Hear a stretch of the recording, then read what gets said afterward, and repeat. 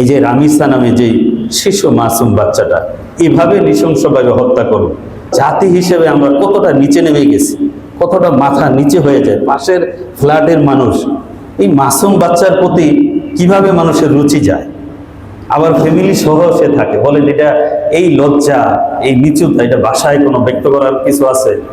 জাতি হিসাবে যখন বিশ্ব মিডিয়ায় এই সমস্ত ঘটনাগুলো ফ্লাশ হয়, তাহলে আমরা যে একটা মুসলিম জাতি, আমরা কুরবানি করি, আমাদের ভিতরে তাকওয়ার বয়ান করি, এগুলোর কোনো অর্থ আছে? লজ্জায় চোখ চেহারা লুকানোর জায়গা নেই যে মানুষ কত নিচে নেমে গেছে।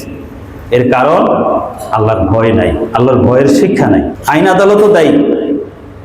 এই লোকটা, এই জাকির হোসেন ওরফে সোহেল রানা, এই কিন্তু কিছুদিন আগে জেল খাটছে, আদালত ছেড়ে দিছে।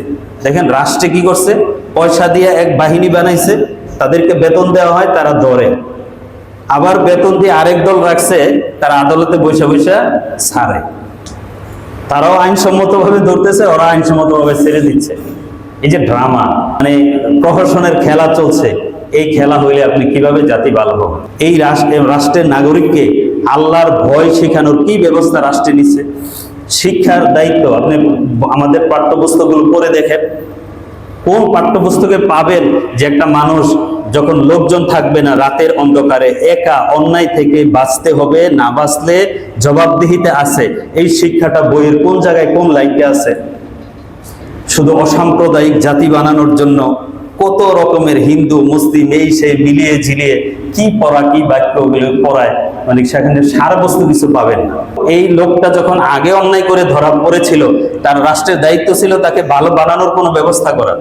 জেলখানা উচিত ছিল সংশোধনাগার হওয়া।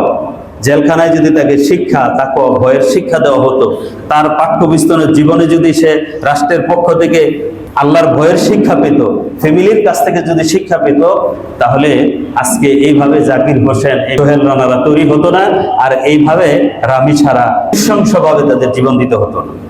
ফ্যামিলির যেমন দায় আছে, রাষ্ট্রের দায় দায়িত্ব আছে, সমাজেরও দায়িত্ব আছে।